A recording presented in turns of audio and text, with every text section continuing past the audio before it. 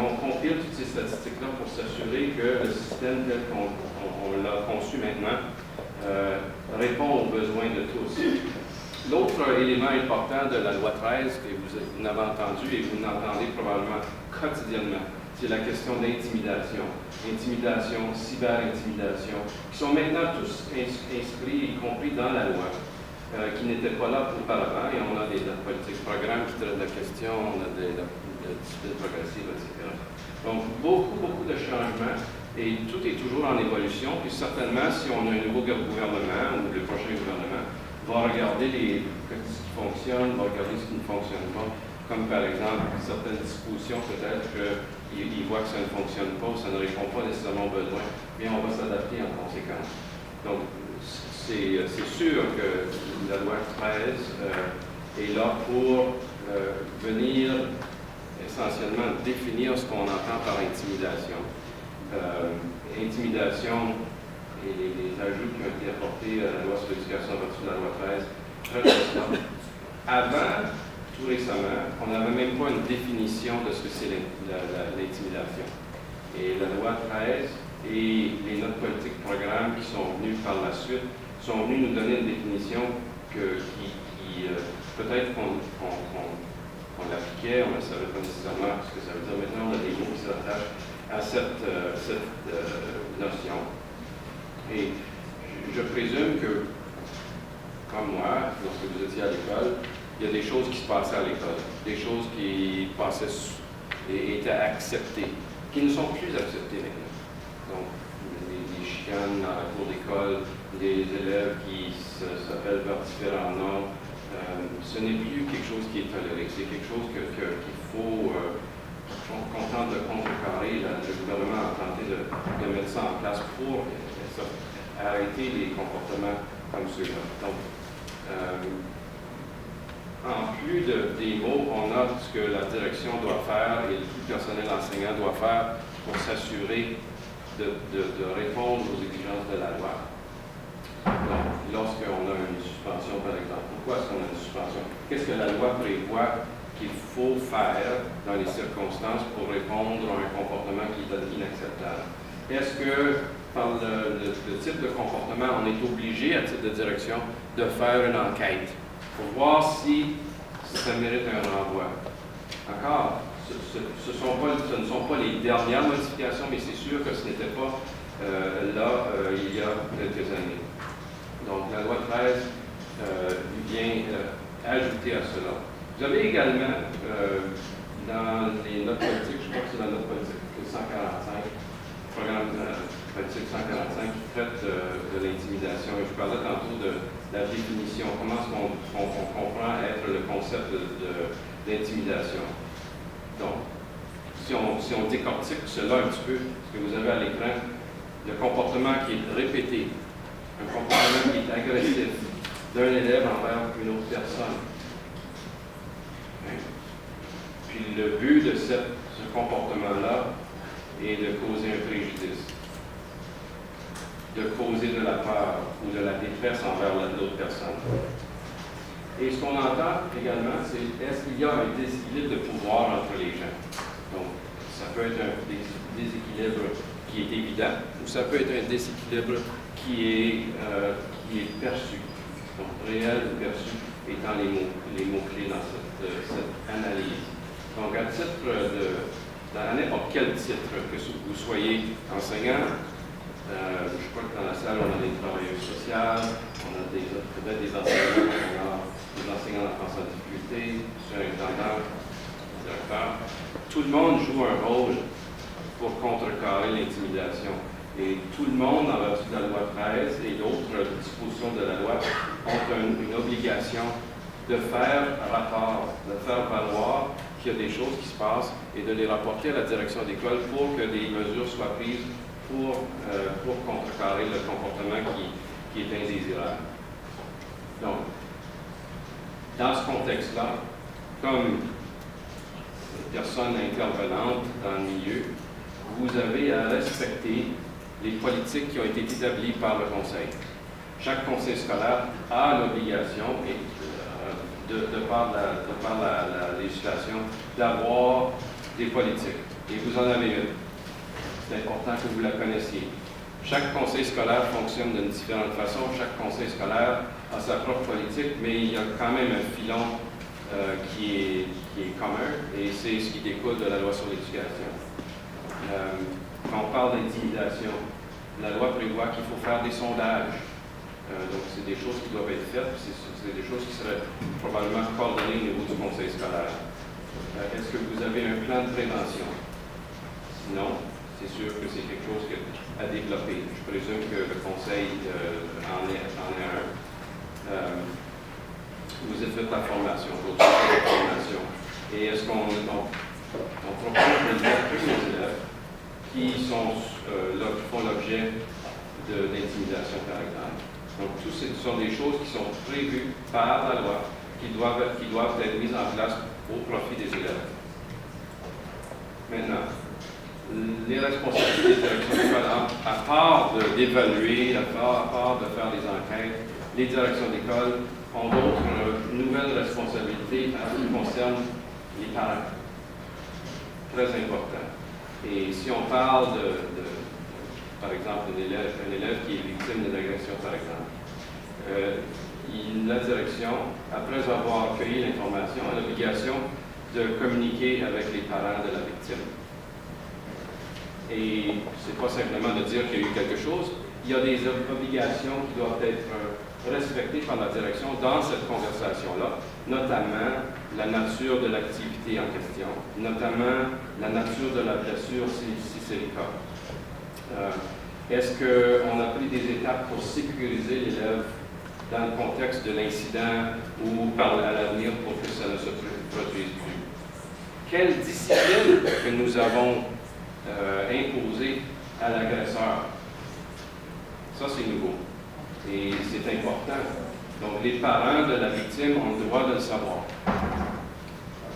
Et ça, c'est prévu dans la loi. Puis, je vais vous dire que lorsque cette disposition-là a été promulguée par la législature, je regarde votre réaction, ça m'a ébranlé également.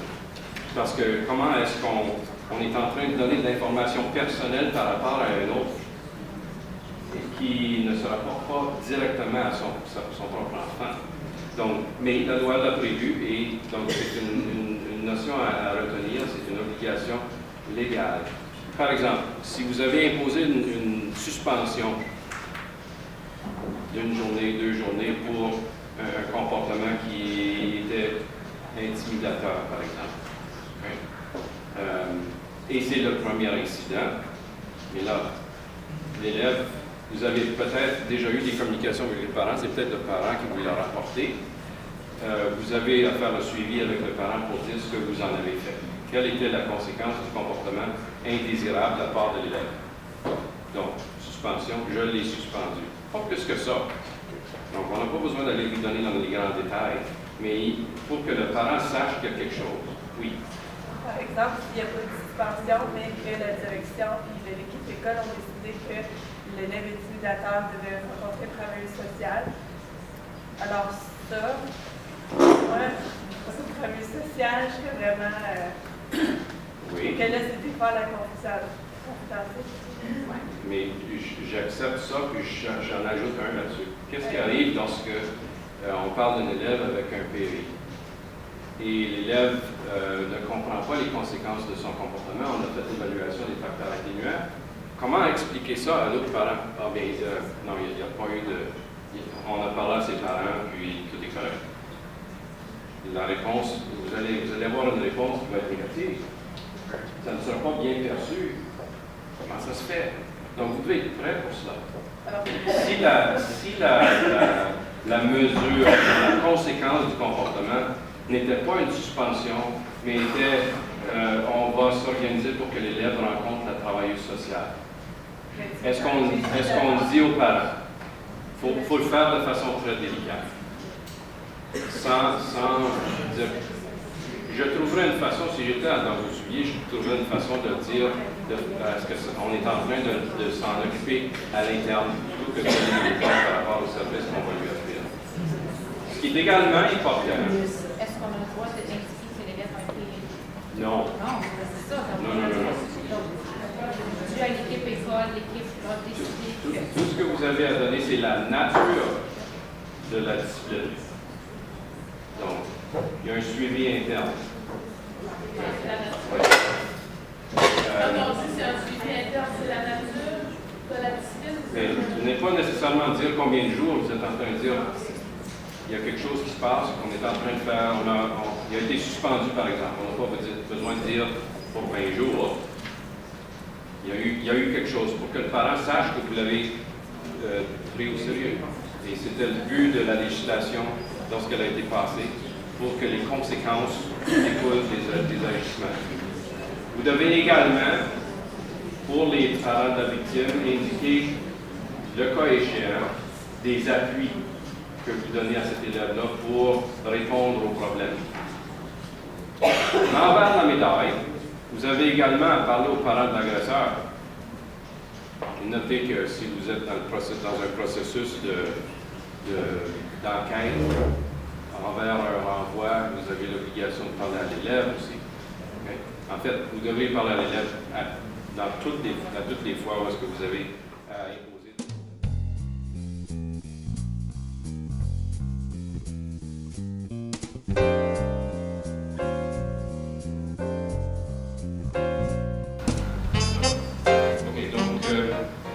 Au niveau j'ai mentionné tantôt la question des notes politiques du programme. La 119 144 sont importants. On a parlé des équilibres de pouvoir et perçus tantôt, donc c'est important. Ce qu'on retire des documents du ministère, c'est typiquement le comportement, c'est un comportement qui est répété, persistant, agressif, dans le but de causer la peur, la détresse, le préjudice corporel, ou de nuire à l'amour-propre, l'estime de soi ou la réputation. Donc ça couvre pas mal tous les éléments. Ça peut être subtil, comme ça peut être très évident. Mais encore une fois, c'est à vous de déceler l'importance du comportement. J'aimerais vous parler d'une décision qui est allée jusqu'à la Cour suprême du Canada. Très intéressante, ça s'appelle Jubran contre North Vancouver District numéro 44. Et c'est une décision qui, en première instance, est allée à la Commission des droits de la personne de la Colombie-Britannique. Les faits. De jeunes Jubrans d'école secondaire se faisaient harceler par d'autres élèves. On le taquinait. On l'appelait bête, gay, etc., etc. Il ne l'était pas, il ne s'identifiait pas comme étant homosexuel. Et donc, ses parents et lui-même ont décidé de procéder, de déposer une plainte à la commission en disant ça, c'est de la discrimination. Le conseil scolaire, lui, avait une politique contre la discrimination. Elle était dans la bonne et due forme. Toutefois, le tribunal des droits de la personne a décidé que la façon dont les administrateurs avaient appliqué la politique à l'école n'était pas suffisante. Ils n'avaient pas donné effet à l'esprit de la politique. Et de ce fait, le tribunal des droits de la personne a imposé des dommages et intérêts contre le conseil scolaire. Je crois que c'est dans les environs de 50 000 $. Le conseil scolaire n'était pas satisfait avec ça. Il a déposé une requête en appel à la Cour d'appel de la Colombie-Britannique qui a été maintenue. Donc, la décision de la première instance a été maintenue. Donc, les conséquences de cela, c'est juste pour souligner votre vigilance à l'école, de vous assurer que dans vos écoles, que vous ne laissez rien passer. Parce que les conséquences contre le Conseil sont la possibilité d'une plainte au tribunal des droits de la personne de l'Ontario et des dommages et intérêts. Et ce qu'on voit de plus en plus, c'est que des requêtes au tribunal des droits de la personne, où est-ce que les parents vont même nommer les employés, par exemple, de l'organisation.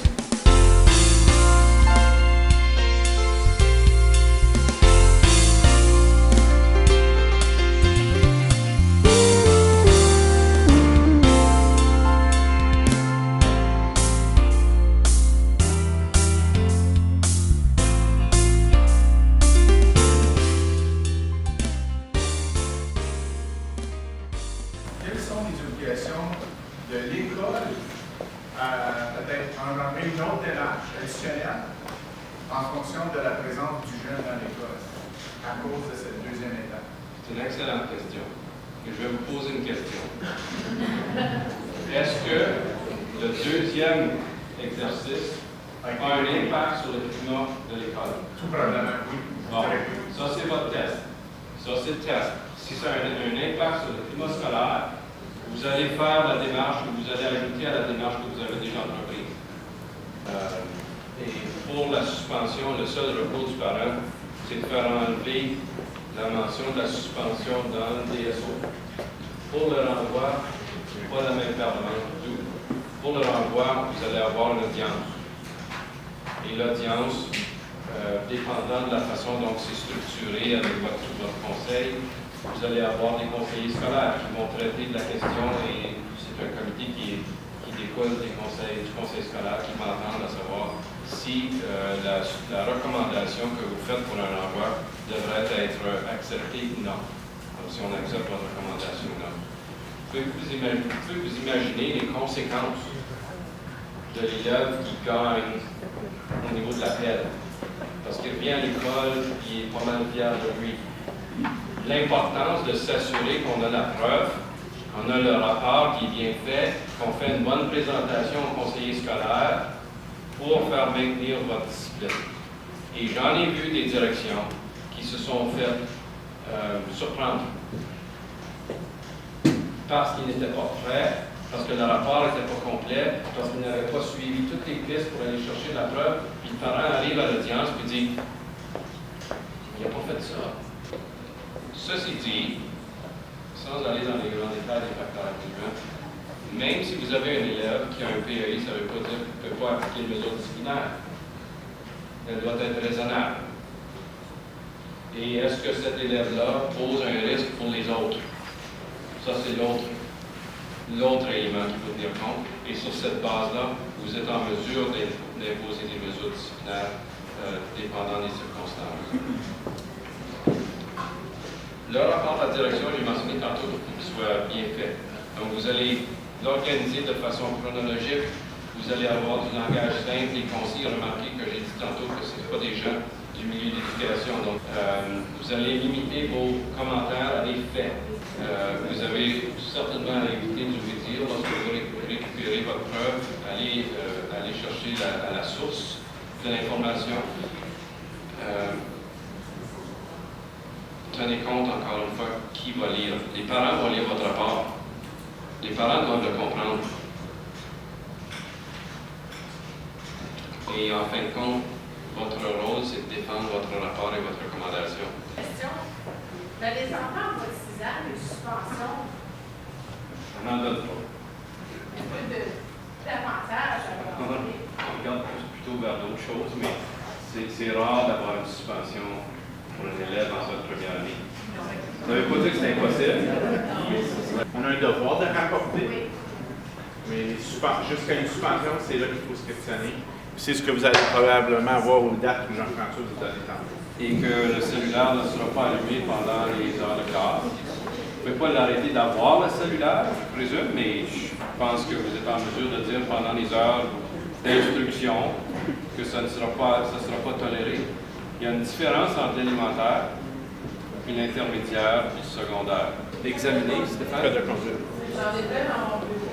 Alors, c'est quelque chose qui devrait être examiné avec votre conseil d'école à raison du code de conduite et ainsi de suite. Donc, si Paul nous dit qu'il n'y a pas d'encadrement légal, bien, jasez-en avec votre conseil d'école puis appliquez ce que vous avez décidé de façon consensus au niveau de l'école.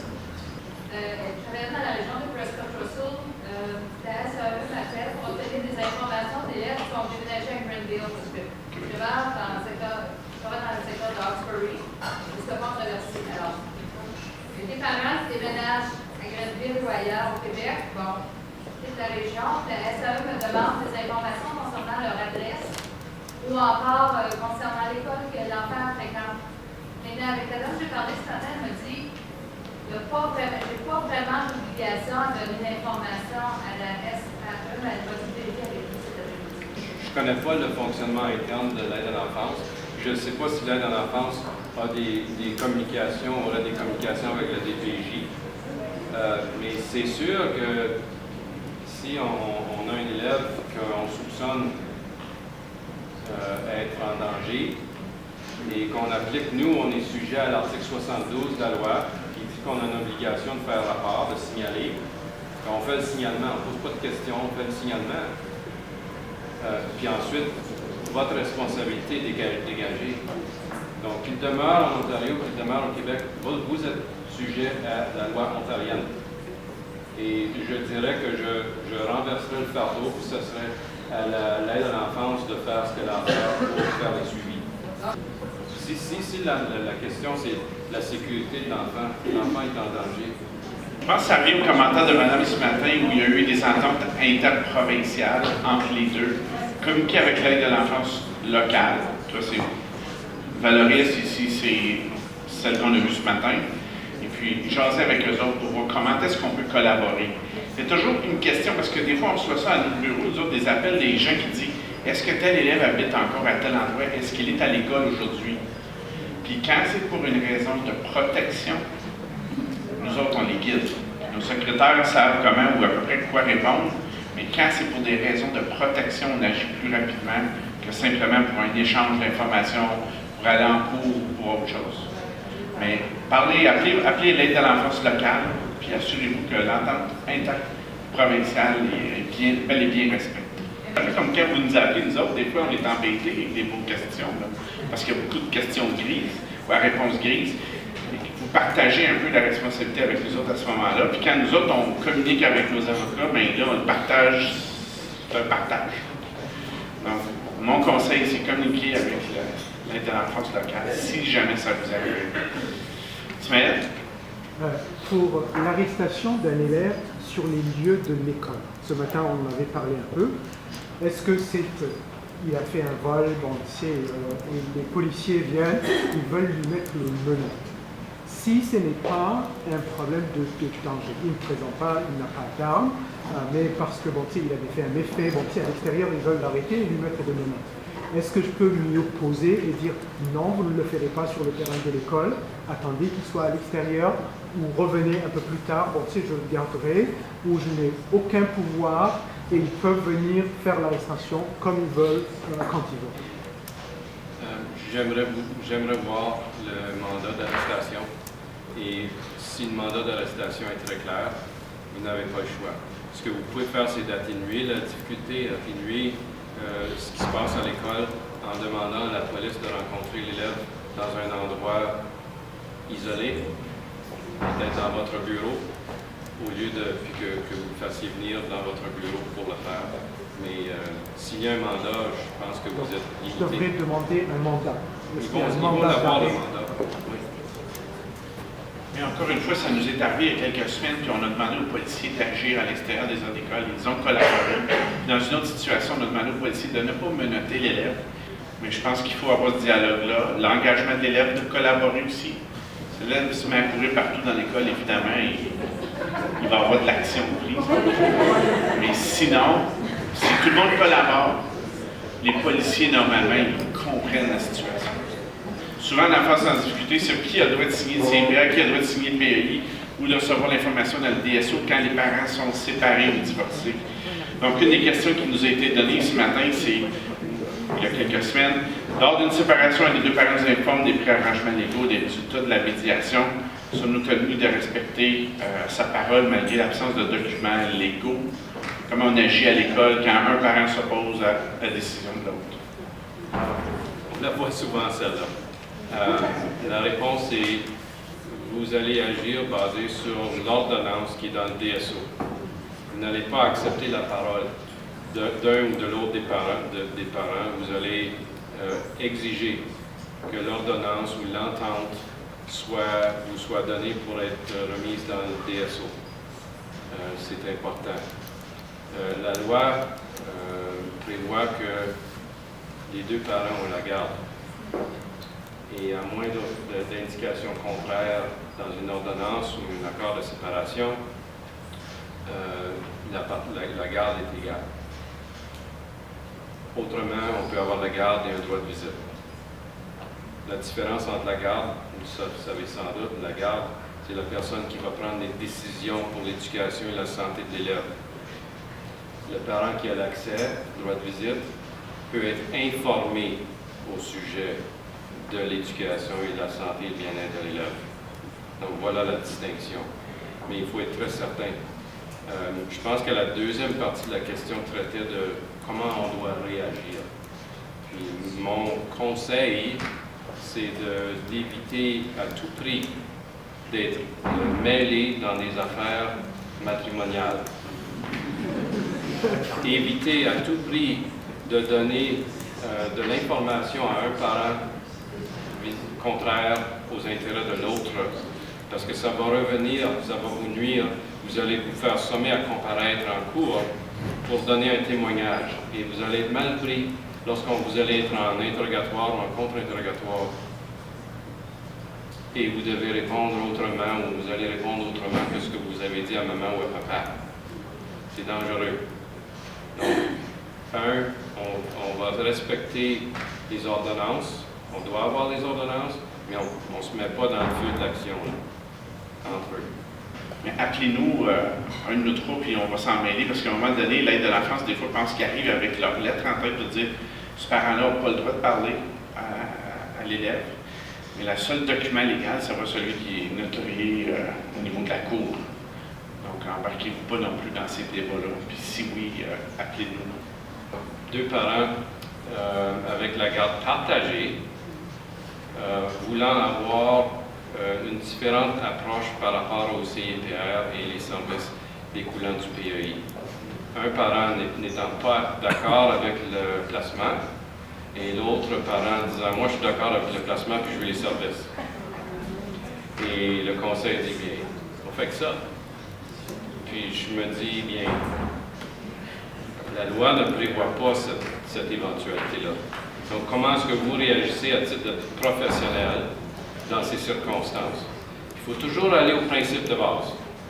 Principe de base, on retourne à la décision de la Cour suprême du Canada dans Eden qui dit on regarde la situation de l'optique de l'élève et non pas des adultes qui l'entourent. Donc, l'optique de l'élève, c'est la base. Donc, si vous, comme professionnel en éducation, déterminez que l'élève a besoin de tel et tel service pour rencontrer ses besoins et ses meilleurs intérêts, bien, tout bad pour celui qui ne l'aime pas. Vous allez procéder et qui dépose l'appel. Moi, je vois le dégât de ton avis. Est-ce qu'on pourrait se retrouver en commission d'appel ou un parent qui va aller en appel à la décision de d'autres parents, puis nous autres, on est pris dans le milieu? Je peux voir là-dessus. Au niveau du partage d'informations avec les policiers, quand ils viennent faire des enquêtes envers nos élèves qui sont soupçonnés d'être impliqués dans des activités criminelles dans la communauté, quelles informations on peut partager avec les policiers? On partage tout ce qui pourrait être pertinent.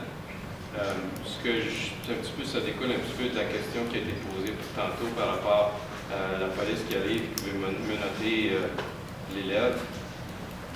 On essaie de s'assurer qu'il y a le moins d'embarras, le moins d'effet sur la journée scolaire pour les autres élèves. Donc, on ne veut pas embarrasser l'élève qui est sujet à la poursuite.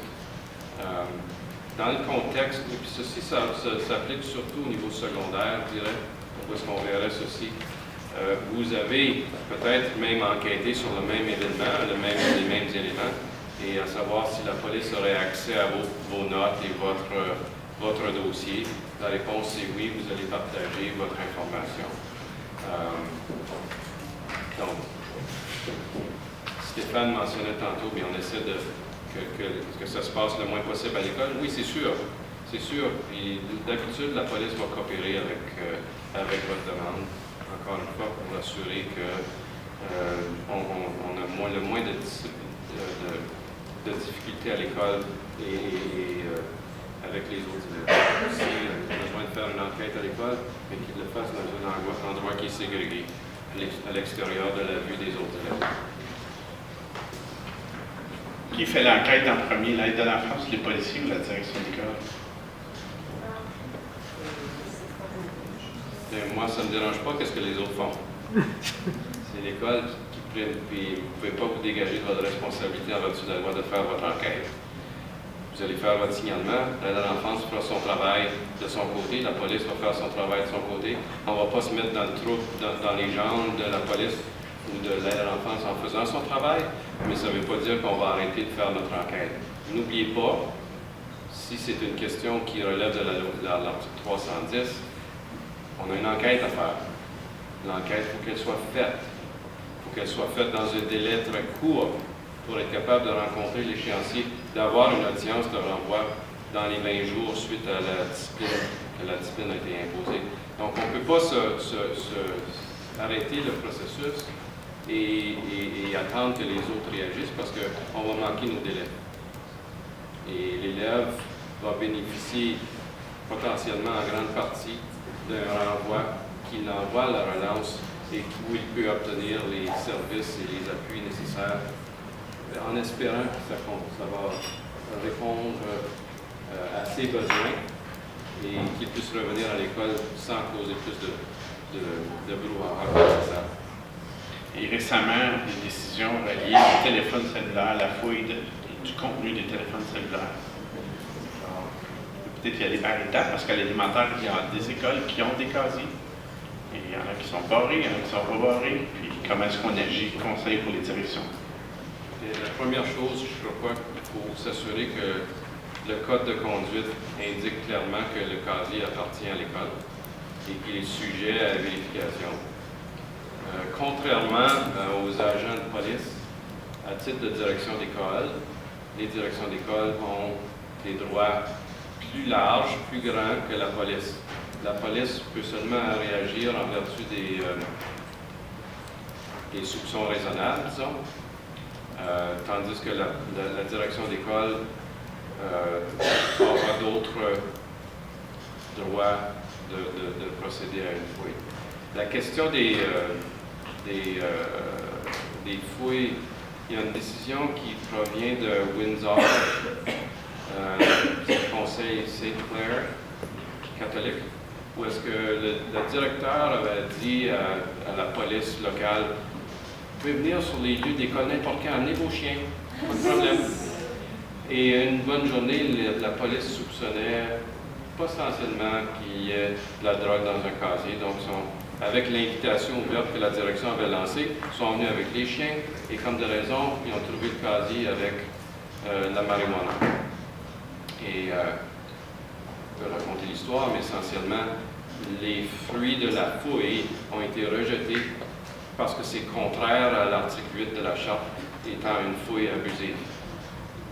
Par contre, si la direction l'avait fait, en absence des chiens de la police, ça aurait été l'inverse. Ça aurait été acceptable. Donc la direction qui croit qu'il y a de la marijuana dans le casier, amène l'élève, coupe le cadenas, découvre dans le sac la marijuana, et là appelle la police. La police peut venir, puis le résultat est tout à fait différent. Okay? Les cellulaires, vous avez peut-être entendu parler dans les médias au sujet d'une décision impliquant TELUS récemment. TELUS, c'est le seul des grandes compagnies de cellulaires qui garde des textos en mémoire dans quelque part. Les autres, c'est pas conservé. Et la Cour suprême du Canada a dit, dans la mesure que ces textos-là sont disponibles, ils sont sujets à divulgation. Tandis que Bell, Rogers n'ont pas ce même problème-là. Donc, je vais être clair, là, une direction d'école peut demander de voir le cellulaire d'un élève puis de voir le contenu des derniers textos ou autres. Le contexte d'une enquête, je vous dirais que c'est raisonnable. C'est ouvert en obtention dans le contexte de cette enquête pour démontrer quelque chose qui est relié à un incident. Une direction d'école reçoit une demande des policiers de lui donner accès à l'annuaire de fin d'année pour fouiller un élève qui a fait un crime dans la fin de semaine. Est-ce qu'on lui donne? Je ne verrai pas pourquoi. Qu'est-ce que il n'y a pas de problème, à mon avis. On peut l'année prochaine. Je pense que oui. OK. Et vendredi, il fait beau.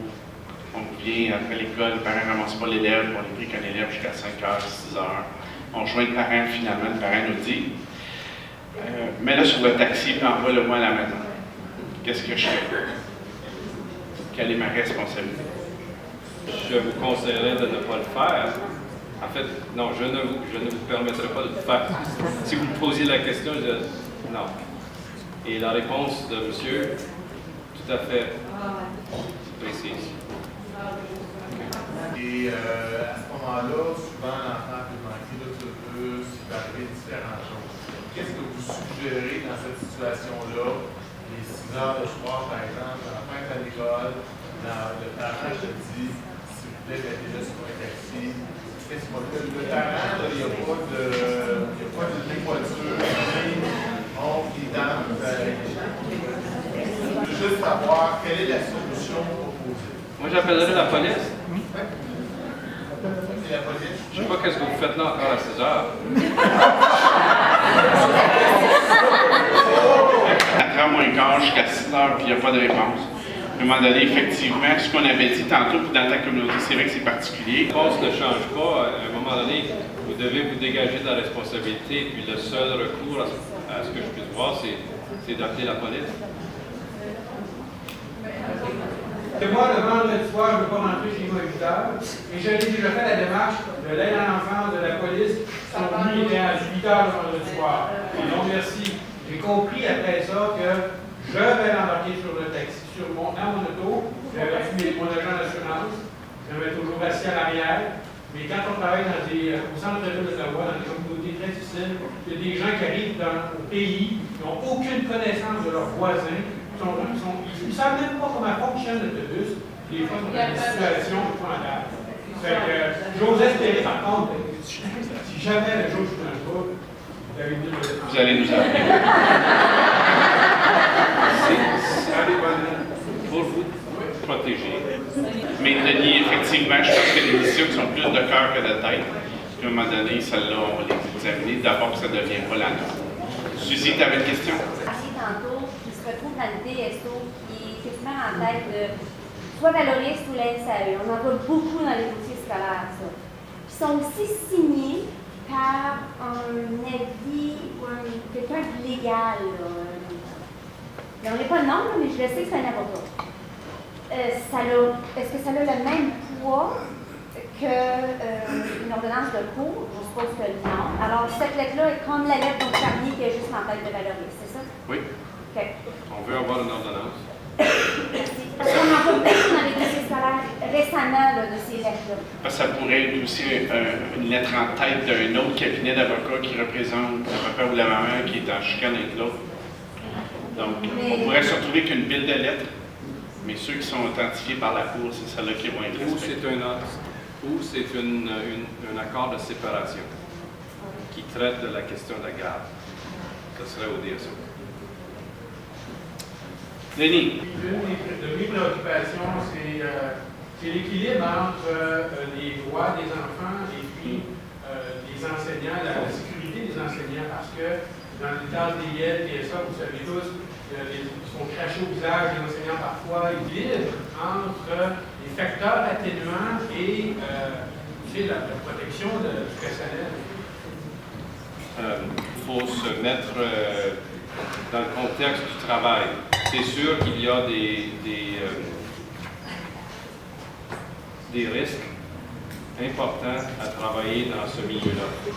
Les éducatrices et enseignants qui travaillent dans ce milieu-là sont souvent sujets à de la violence, comme vous l'avez indiqué. Donc,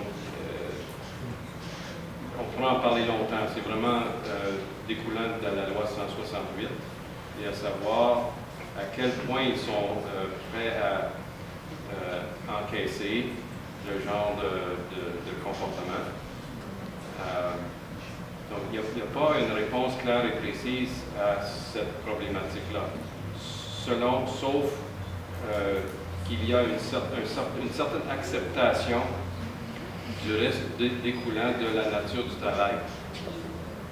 que ces gens-là acceptent. Et ils peuvent déposer une plainte. Ils peuvent certainement déposer une plainte, ils peuvent faire un refus de travail même. Maintenant, ce refus de travail-là n'est pas ouvert aux enseignants. Très différent parce que l'enseignant est traité d'une différente façon et la composante de risque est traitée d'une différente façon en vertu de la loi pour un enseignant. C'est évident. Excusez-moi. Que les enfants, eux, sont soumis, les facteurs actuellement, parce qu'ils sont nombreux, parce qu'on parle d'enfants déficients. Alors, est-ce qu'ils sont à ce point à l'abri de suspension ou de mesures disciplinaires de l'école? Bien, ça, c'est votre jugement. Et ça se rapporte à ce que je disais tantôt. C'est sûr que lorsque vous allez regarder la mesure ou une mesure disciplinaire quelconque que vous voudriez imposer à un élève, vous allez regarder et vous devez regarder les facteurs atténuants. Ils sont tous élaborés dans le règlement.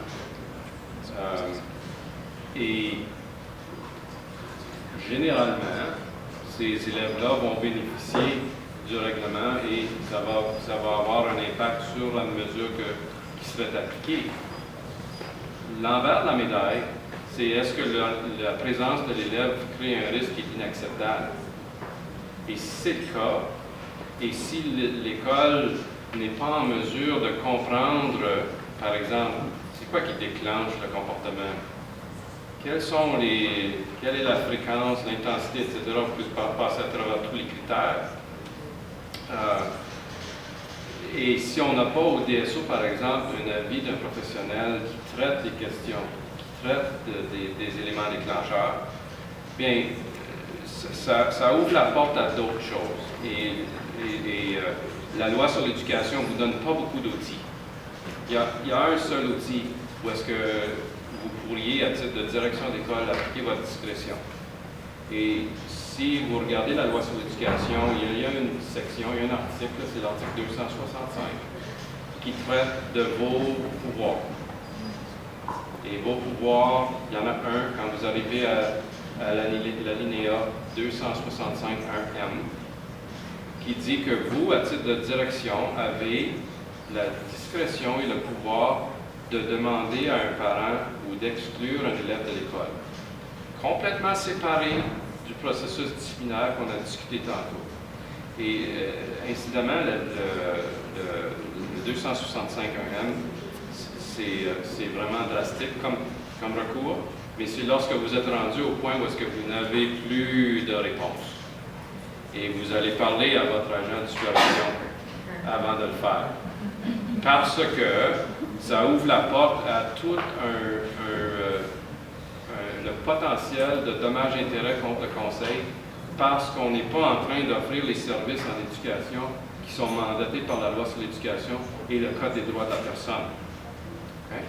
Donc, l'éducation est un service. Si à cause du handicap de l'élève, on dit, bien, tu ne peux pas venir à l'école, mais là, ça ouvre la porte à une plainte ou une requête au tribunal des droits de la personne.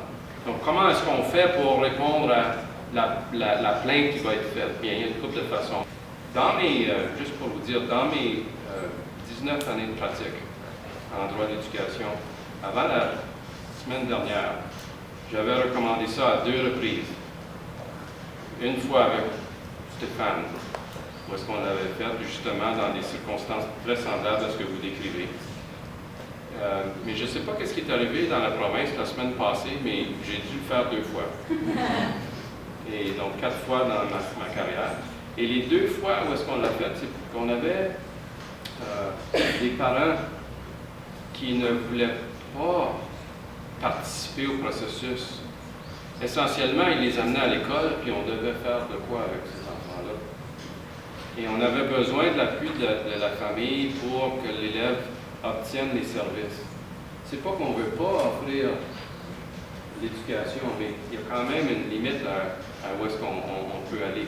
Vous n'êtes pas en mesure de garantir la sécurité de cet élève et vous n'êtes pas en mesure de garantir la sécurité des autres élèves.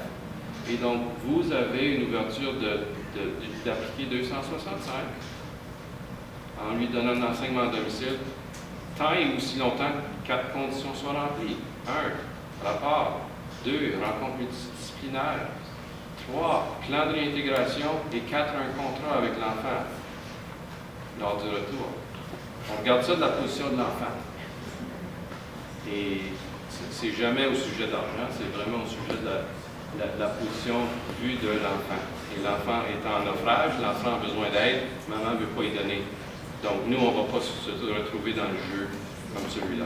Denis, ta question avait beaucoup d'enjeux, puis je pense que si aussi on a une responsabilité comme système, s'il y a des besoins au niveau de formation du personnel, ça, nous autres, on a un devoir de s'assurer de ça.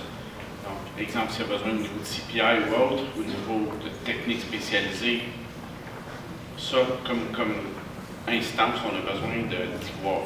Parce qu'on ne veut pas finir qu'une recommandation d'une commission ou d'un tribunal qui nous dit « allez former votre personnel ». Non, ça, on veut tout éliminer, tout ça sur quoi on avait un contrôle au départ. Martin, moi, Jean-Pierre, on soit informés de ça.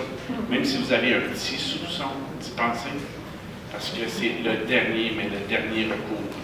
Il y a un autre enjeu à 265, c'est que ça ouvre la porte à une audience. Oui, si tu permets aussi, parce que Stéphane a touché le point, mais pour moi aussi, c'est qu'il faut appuyer le personnel, comme tu le disais dès aussi.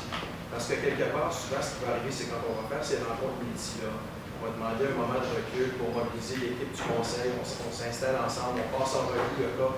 Ça va nous permettre aussi des fois de découvrir des choses, des suivis, des recommandations, par exemple, d'un médecin de famille que la mère ou le père n'a pas mis en œuvre, et puis ça nous permet peut-être de mettre le doigt sur l'étape qui manquait. Parce qu'en même temps, tu l'as dit, tu as parlé de formation, Stéphane, mais aussi de l'appui du personnel, parce que tout le temps vient prendre une décision éclairée, puis de justement consulter les rapports qui existent déjà des professionnels, aller voir qu'est-ce qui était dans le rapport, ou si c'est daté de 5 ans, est-ce lieu d'avoir une mise à jour? Est-ce que le jeune devrait être médicamenté selon la recommandation du médecin qui ne l'est pas? Parce que le dernier recours, c'est toujours de passer par nous, si c'est une question d'un 265, évidemment, Jean-François, mais c'est vraiment un dernier recours. Ismaël, tu as une question? Oui, de plus en plus, on remarque que quand les parents ne sont pas d'accord avec une décision qui est prise, qu'ils nous demandent de décrire leurs décisions, de les mettre par écrit. Donc vous allez, maintenant, ça peut être avantageux pour vous décrire. C'est bon. On a d'autres questions pour Paul? Roch? Est-ce qu'on a le droit de refuser l'accès à l'école si j'ai un élève qui passe en cours? Je n'ai pas reçu ce qui s'est passé en cours, je n'ai pas reçu ces conditions de retour. Est-ce que j'ai le droit de refuser l'élève tant que je n'ai pas reçu une copie de cours? Ou automatiquement, le lendemain, après la cour, il s'en vient à l'école, puis je n'ai pas ces conditions de probation. Parce que soit je ne les ai pas eues de lui, de ses parents, ou de l'agent de probation. Donc, est-ce que je peux lui dire, tant que je n'ai pas les conditions de probation, tu ne peux pas revenir à l'école? On va voir s'il y a dedans. S'il y a quelque chose. Habituellement, si l'élève à l'école, il y a tout le temps quelque chose par rapport à l'école. Je pense que c'est sage pour vous d'obtenir les conditions. Parce qu'il pourrait avoir une condition, par exemple, de non-fréquentation de certains élèves qui sont dans le milieu. Maintenant, je ne sais pas si c'est quelque chose qui vous est arrivé, mais je présume que vous auriez à communiquer avec votre agent ressources et cette personne-là, le constable, sera en mesure de vous renseigner par rapport à la situation. Ce serait la première place où j'irais tenter d'obtenir l'information, c'est de l'agent ressources de votre école. Patricia? Habituellement, l'agent de probation vient avec l'élève et l'inscrit à l'école. Parce que si on n'est pas avec l'agent de probation, on ne le reçoit pas. Quand tu es avec moi, je leur dis, tu es en prison, tu viens avec ton agent. On n'a pas les mêmes pratiques dans tous les coins du conseil. C'est bon? Ça couvre toutes vos questions de sécurité? Pour l'instant. La loi change beaucoup, change rapidement. Niveau de sécurité, combien d'NPP on a eu les dernières années? Combien de nouveaux articles de loi qui sont maintenant intégrés à la loi d'éducation? Puis il faut changer nos pratiques. Puis il faut dans tout ça assurer je reviens au même mot du début de la rencontre aujourd'hui, au bien-être de tous les élèves, ceux qui ont droit à l'éducation de façon paisible et à l'aide qu'on peut offrir aux élèves qui ont des défis au niveau de leur comportement. Je te remercie beaucoup, Paul, pour toute cette information-là. Les directions, vous avez aussi reçu de diapos. Alors, je vous souhaite un bon retour. Je vous remercie. Martin, je ne sais pas si y a autre chose à ajouter.